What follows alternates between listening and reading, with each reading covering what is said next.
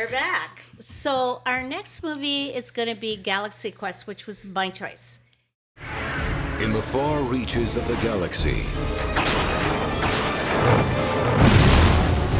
a civilization is under siege. We are all that is left. They've searched the universe for a leader. Stay tuned for scenes from next week's Galaxy Quest. Never give up. Never surrender. He will save us. What they got Never give up and never surrender. were struggling TV actors. You are our last hope. Where's my limo? Okie dokie. And they're about to put on a command performance 8 million light years away. Tim Allen, Sigourney Weaver, Alan Rickman. Galaxy Quest. Galaxy Quest is 1999. Director Dean Parisot. Writers David Howard. That was the story. And David Howard and Robert Gordon did the screenplay. Okay, this is kind of much like the Star Trek series. It was the Galaxy Quest is the name of the series. It was canceled 18 years ago, but the actors who were on the show could not find Other work. So they make their money doing these Conventions? right? Except Tim Allen is really happy with it. He's the only one that's really happy, and the other cast members hate him, right?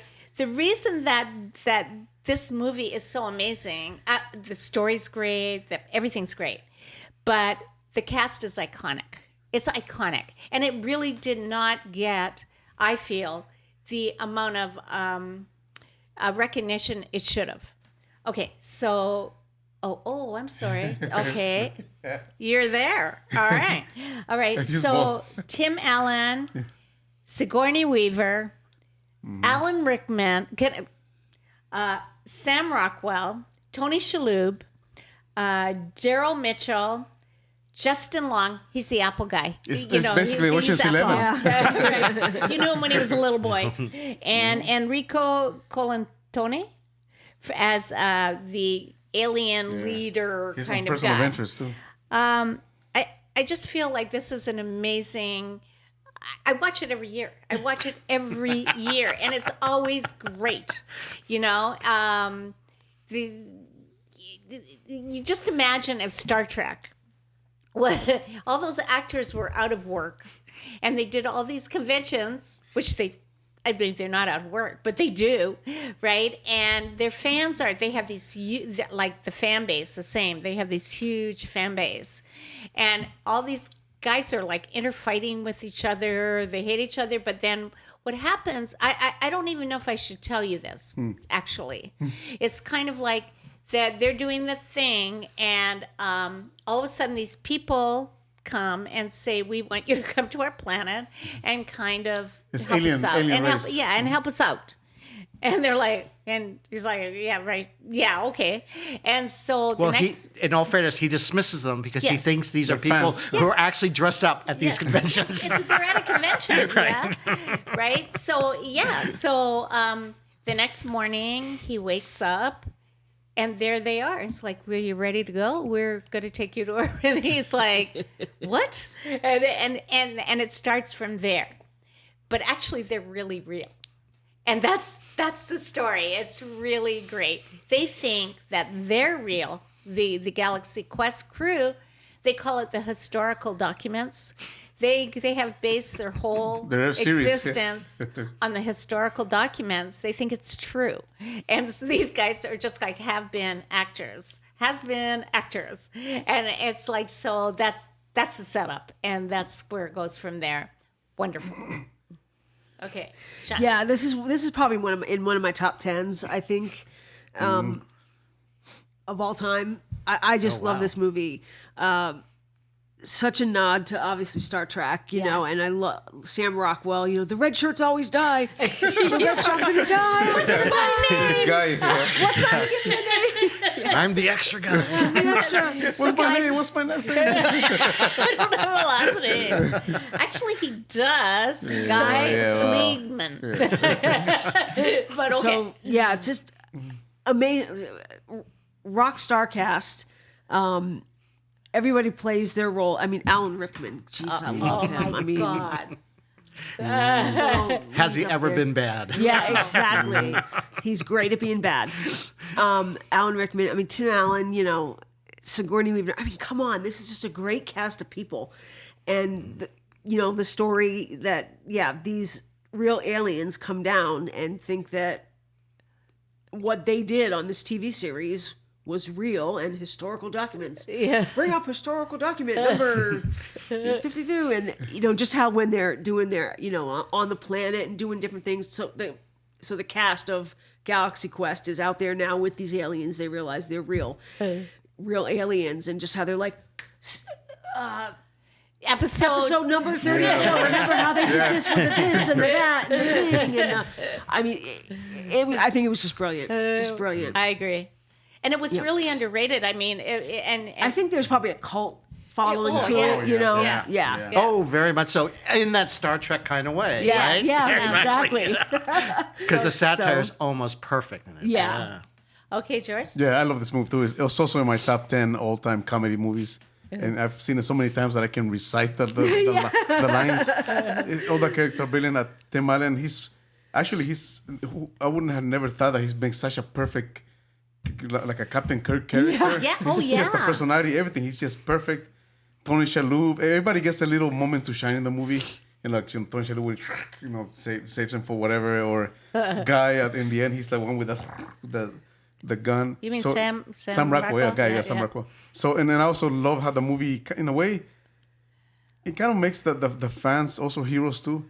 Like, Justin Long, when he gets on the thing and he goes, the fans, and I know this, me being, because you're a nerd. Because I'm a nerd, and I'm also, I grew up in Aguas, so I'm kind of part of that Comic-Con kind of world. And you know so much of things. When you watch, literally, the fans sometimes know, most of the time they actually know more than the actors about their own series, because they're just so into it. So where there's obviously there's a scene where the heroes need the fans to help them out, because the fans are the ones that know, and and that's like a note to the fans. So yeah, it's brilliant to me. I love this movie. And that's the Apple guy, and you'll see him. He's very young in this. I think that was his first movie, if I'm not mistaken. So I love that. It's just one Justin of my favorite Long. movies. Yeah, but I love in that where he goes, I don't believe that anymore. You're right. I gotta grow up and do things. He goes, it's true. He goes, I knew it. And he goes, I gotta call whatever, Bobby. He's the one that knows that. Right. He has the specs. He knows. Specs. And I know it. I know that's how it is. Exactly. You just know stuff like that. Yeah.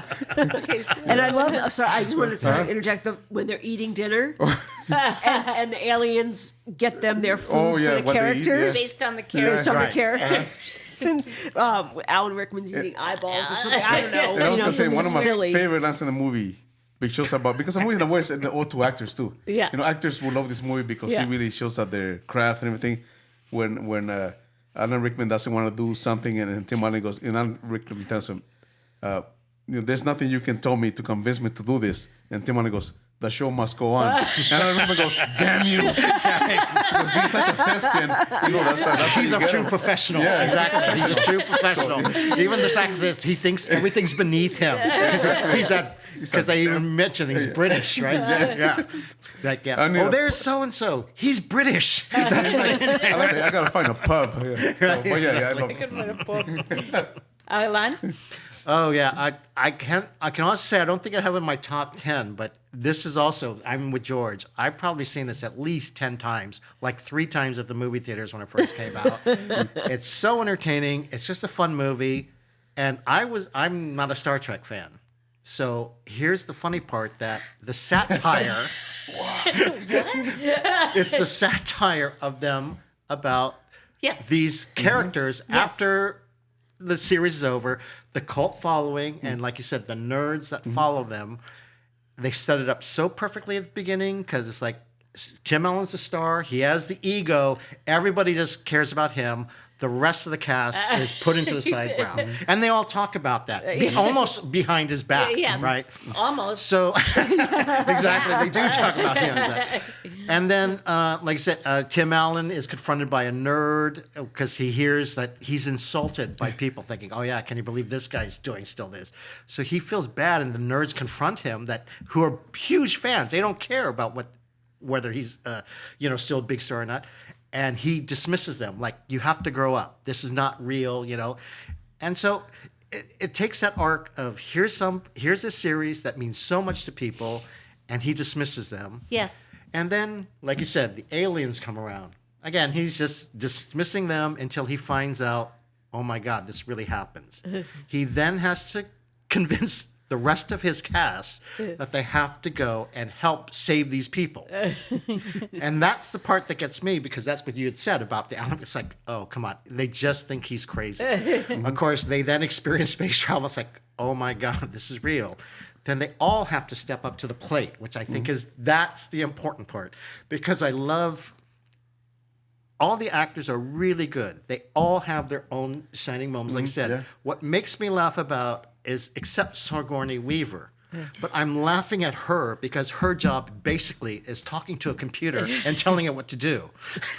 And she doesn't really have a talent. And yet, what surprises me, because here she is, right? Ripley from the Alien movies, that's right? the funny part of it. This whole thing about being, this go-getter, badass, and she's playing a sort of bimbo actress, blonde even. Like a spaceship secretary. She should be blonde. I think she looks the best she's ever looked. No, I agree, because that's what sort of amazed me. I thought, she looks really great in this movie. And, of course, the cleavage. Yes. At one point, she's doing the cleavage. They make fun of that kind of stuff, too. Like Tim Allen loses his shirt, and Alan Rickman says, oh, I see you managed to lose your shirt. That's happening now again, kind of thing, right? So there's all these wonderful things. And then, George and I were discussing this early because one of my favorite lines is about Sam Rockwell's character, who plays the extra. So he knows he's sort of disposable. He's always afraid of dying.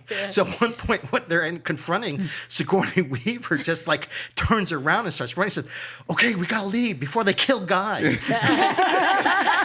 It's such a wonderful, wonderful, and that's not even completing. So many great lines. Yeah, the alien characters, because I give the shout out to the cast. Like I said, Eric Colantani. In fact, that's why I was looking at this. Missy Pyle, Jed Reese, and the other guy, I couldn't remember his name, Patrick Breen. They, first of all, I don't know if it's the writers or directors, but they have strange walks, which you understand when you watch the movie. They all smile. They're constantly smiling because I'm assuming it's the TV thing. They think you're supposed to smile like that, that's right? a good point. Because everything is, their whole ship is based on the ship from the TV show Galaxy Quest. They also speak with an odd cadence, except for one. Missy Powell does not speak, but she has a hilarious moment of, you understand why. Yeah. And yet, they're all collectively, and again, I don't know if the director who said, oh, we have to come, whoever came up with their idea of those characters, they all sort of matched in what they did, because they all sort of attached themselves to a certain character, Yeah. So it's really, I give them kudos for creating that race and collectively working together to really make that work as well, because they have some very funny moments, and they're also sort of emotionally detached. Yeah. So they can say the most horrible things and they're still smiling because they think that's how we behave. I don't know if they base it on the Galaxy Quest series or not. But and then the adventure, and even the guy playing the villain, his great voice, great villain character. Who is that? That guy's name is just the voice is Robin Sachs. Oh, okay. British actor. Okay. Yeah, he's great. Yeah. And so they really set it up well. And I must admit, Tim Allen, I was never a big fan of, but I noticed that I don't know if it's because he does have an ego, but he really works so well playing the main character. And his sort of commander. First, his sort of, you see his arc of being such a dick. Asshole. Well, exactly. There you go. Yeah, there. Well, I was going to say egotistical to being almost humbled by actually finding out there is a space in these aliens. And because of the arc of the character, there's almost like disappointment, mourning. I mean, he really goes almost through the process of death to be reborn. And it's really sort of, I have to admit, I thought he really plays the lead very well. Yeah, Tim Allen's one of those really interesting actors that kind of, I call it like my David Bowie moment. It's like where I always say, oh, I'm not crazy about David Bowie, but then I just hear that song, I go, oh, I love that song. I love that song. Who is that? David Bowie. David Bowie. Right? But same thing. It's like every time I see him in a film, I actually like him a lot. You know, he's a really good comedian. And so he's always surprising to me that I like him actually in most things that he does. I agree. Even though if you ask me straight, what do you think of Tim Allen? Tim Allen. But love his stuff. Anyways, so are we? Yeah. Okay. So Sean. Oh, 10. Yeah, 10. It's one of my favorites. I always give 8. Boo. 10. Everyone's opinion matters. Okay. So that ends this segment. We'll be back. Yeah. we will.